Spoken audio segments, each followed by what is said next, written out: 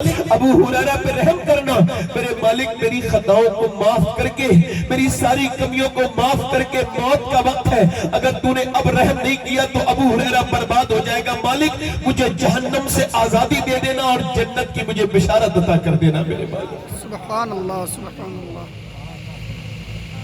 دنیا خواب و خیال ہے،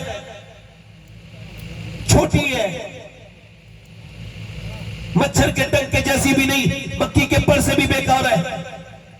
کچھ نہیں دنیا، مگر آج دنیا کے لیے نہ جانے کتنے گناہ ہم کر چکے ہیں اور کتنے کر رہے ہیں، اور مستقبل میں لوگوں کا کتنا ارادہ ہے گناہ کرنے کا۔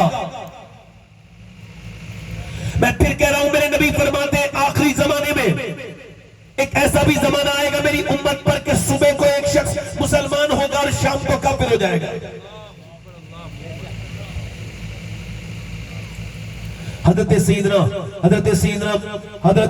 سیدنا جنید بغدادی رضی اللہ تعالیٰ عنہ کا ایک مرید ہے، وہ اس کی موت کا وقت قریب ہے، آپ اس کی موت کے وقت قریب چلے گئے، اس کے پاس آپ گئے اور جانے کے بعد آپ نے کہا لو بھئی کلمہ پڑھ لو، اس نے کہا آپ نے قرآن شریف پڑھا، آپ نے جب قرآن کی تلاوت کی تو اس نے کہا قرآن سے نفرت ہے، معاذ اللہ آپ نے قرآن کو بند کر دیا، پھر آپ اس کے نزدیک گئے، کہنے لگے بیٹے کلمہ پڑھ لے آخری وقت ہے، اس نے کہا مجھے کلمے سے نفرت، اسلام سے نفرت، ان ساری چیزوں سے نفرت ہے، مجھے آپ یہ بات نہ سنائیں، اسی انہی الفاظ کے ساتھ وہ دنیا سے چلا گیا، مر گیا، برا خاتمہ ہوا۔ جب وہ مر گیا تو حضرت جنید بغدادی 40 دن لے اور رو روتے اللہ کی بارگاہ میں کہتے تھے مالک کون سا ایسا گناہ تھا میرے مرید کا، میرے شاگرد کا کہ ایسے ہی انتقال کر گیا، بالکل اس کا برا خاتمہ ہوا ہے۔ جب آپ اس کے قریب آپ 40 دن کے بعد آپ نے خواب میں دیکھا کہ جہنم کے فرشتے اسے گھسیٹ کے لے جا رہے ہیں، اور اس کے جبڑے میں جو ہے نا، جہنم میں فرشتے جو گھسیٹ کے لے جاتے ہیں نا، تو وہ ہاتھوں میں نہیں لگتی ہتھکڑی، بلکہ یہ جبڑے میں لگتی ہے، جبڑے میں اس کی ہتھکڑی لگی ہوئی ہے۔ آپ نزدیک گئے خواب میں،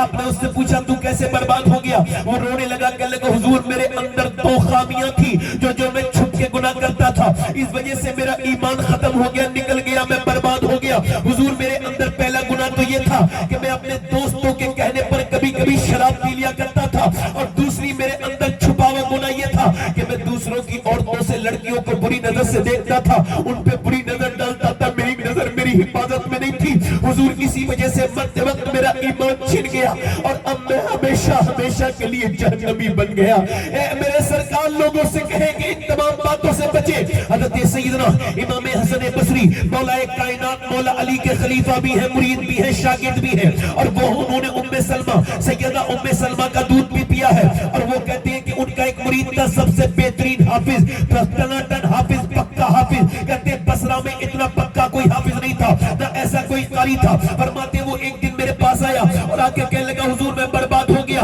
میں کہیں کا نہ بچا۔ میں نے اس سے پوچھا کیا ہو گیا؟ کہنے لگا حضور میں کہیں کا نہیں بچا ہوں، میں برباد ہو گیا۔ کیا ہوا کہ کل دوپہر ایک لڑکی کا پیچھا کر رہا تھا، وہ خوبصورت لڑکی مجھے پسند آ گئی تھی، اس نے تھوڑی دیر کے بعد مجھے پلٹ کے دیکھا اور کہا تو ایک تو مسلمان ہے، دوسرا حافظ قرآن ہے، تجھ کو شرم نہیں آتی ایک مسلمان لڑکی کا پیچھا کرتے ہوئے؟ کہتے اس کے الفاظ نشتر کی طرح میرے سینے میں چپ گئے، مجھ کو پسینے آئے، میں گھبراہٹ پیدا ہوئی، اور اس وقت سے لے کے اب تک میں قرآن پڑھنا چاہتا ہوں تو قرآن مجھ کو یاد نہیں آتا۔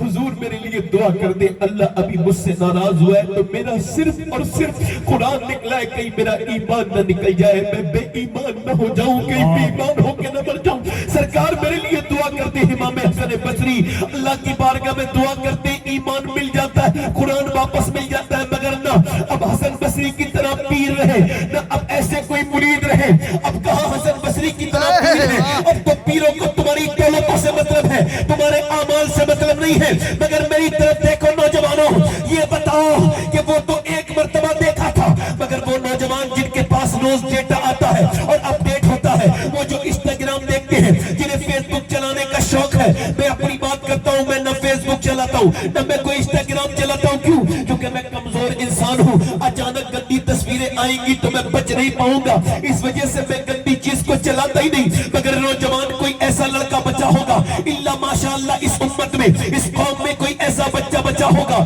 جو راتوں کو گندی تصویریں نہ دیکھتا ہو، جس کے موبائل میں جس نے یوٹیوب میں گندی تصویریں فلمیں نہ دیکھتا ہو، اور فلمیں دیکھنے کے بعد ان کا دل گھبراتا نہیں، ایمان ہوتا ہے تو گھبراتا ہے، مگر کیا ایسا لگتا ہے کہ ایمان بہت کمزور ترین ہو گئے، لوگ دنیا والے بن گئے، راتوں میں چھپ چھپ کے گندی تصویریں دیکھتے تھے، مگر اب تو کھل کے آ گئے ہیں، اپنا اسٹیٹس لگاتے ہیں گندا، اپنے موبائلوں میں گندی تصویریں لگاتے ہیں گندی اور کہتے ہیں لو یہ میں دیکھ رہا میں لگا رہا ہوں مجھے دیکھو میں بے غیرت ہو گیا اور مسلمان تم کو شرم نہیں آتی اگر میرا رب ناراض ہو گیا اور ایمان مرتے وقت چھن گیا تو کیا ہوگا بتا میرے دوست بتا میرے بھائی میں تجھ سے پوچھتا ہوں اور ان لوگوں سے بھی پوچھتا ہوں میاں جنہوں نے گندی تصویریں دیکھی جنہوں نے اپنے رب کو ناراض کیا اپنی جوانی کو بمبئی کے ہیرو کی طرح بسر کرنے والوں اپنے جوانی کو میاں بمبئی کے ہیرو کی طرح ناچنے کودنے والوں تمہارے کپڑے بھی انہی کی طرح ہیں یہ بربادی کا سبب ہے اگر تمہیں جوانی ہی دیکھنی تھی تو بمبئی کے ہیرو کی جوانی نہیں دیکھتے بلکہ کربلا کے ہیرو کی جوانی دیکھتے 18 سال کی عمر میں جس نے 18 سال کی عمر میں اپنی شہادت دینے کے بعد دنیا کو یہ بتایا تھا کہ وہ جوانی کامیاب نہیں ہے جو دنیا کی دیوانی ہے جوانی تو وہ کامیاب ہے جو مدینے والے کی دیوانی ہے سبحان اللہ